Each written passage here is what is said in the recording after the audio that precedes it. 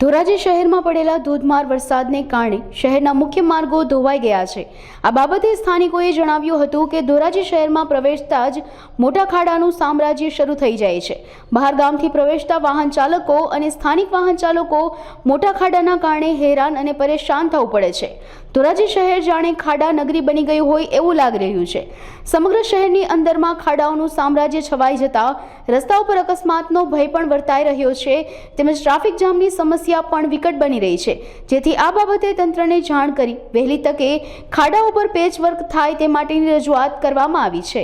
મારું નામ વિક્રમ વઘાસિયા, ધોરાજી શહેરમાંથી પસાર થતો રાજ્ય સરકારના જે માર્ગો છે તે હમણાં તાજેતરમાં જ બનાવવામાં આવેલા છે, પણ એ રસ્તાઓની અંદર મોટા મોટા ગાબડાઓ પડી ગયેલા છે તથા વરસાદના કારણે એમાં પાણી ભરાય છે, જેના કારણે અનેક લોકોને હાથપગ ભાંગ્યા છે અને મોટી જાનહાની થાય એ પહેલા રસ્તાઓ રિપેર કરવામાં આવે તથા કોન્ટ્રાક્ટર ઉપર પગલાં લેવામાં આવે। મારું નામ દિનેશભાઈ વોરા, શહેર કોંગ્રેસ પ્રમુખ ધોરાજી નગરપાલિકામાં છેલ્લા 1.5 વર્ષથી વહીવટદારનું શાસન છે।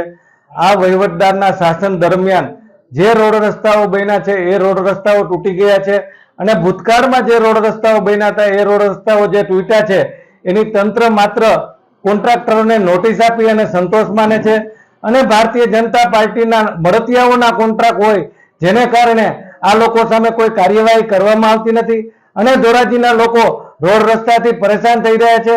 હાલમાં અમોએ વહીવટદારશ્રી પાસે આ રોડ રસ્તાઓ જે તૂટી ગયા છે એની કોન્ટ્રાક્ટર સામે કોઈ કાર્યવાહી કરેલ છે કે કેમ એની માહિતી પણ માંગેલ છે।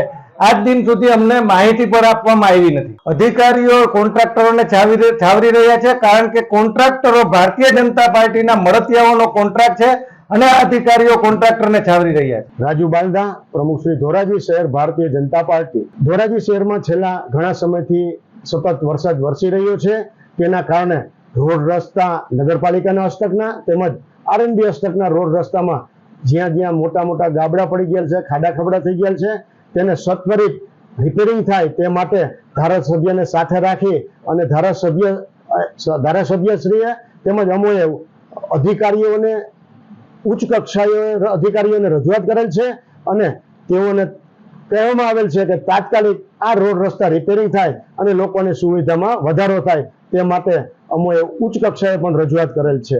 કોંગ્રેસ દ્વારા જે આક્ષેપ કરે છે તે પાયા વિહોણો છે। અગાઉ પણ ધોરાજી નગરપાલિકા શાસિત કોંગ્રેસ શાસિત હતું ત્યારે તેઓના હસ્તક નગરપાલિકાના હસ્તક જે કોન્ટ્રાક્ટર દેવામાં આવેલ હોય તે નગરપાલિકાના હસ્તક દેવામાં આવેલ હોય અને તે નગરપાલિકા કોંગ્રેસનું હતું અને તેના મળતિયાઓ દ્વારા પણ આ કોન્ટ્રાક્ટર દ્વારા કામ કરવામાં આવેલ છે। પરંતુ હું એ કહેવા માંગુ છું કે જે કોઈ કોન્ટ્રાક્ટર હોય તે કોઈ પક્ષીનો નથી હોતો, તેને જે કોઈ સરકાર દ્વારા નિયમ મુજબ જે કંઈ પદ્ધતિ મુજબ કામ કરવાનું હોય તે કરતા હોય છે, પણ તેમાં ખામીયુક્ત કાંઈ પણ કાર્ય રહી ગયું હોય તો તેના માટે અમે ઉચ્ચ કક્ષાએ રજૂઆત કરેલ છે અને તેની સામે કોન્ટ્રાક્ટર સામે અધિકારી સામે પગલાં લેવા માટે કહેવામાં આવેલ છે અને તાત્કાલિક રોડ રસ્તાનું કામ ખાડા ખબડા બુરાય તે માટે અમે ઉચ્ચ કક્ષાએ રજૂઆત કરેલ છે।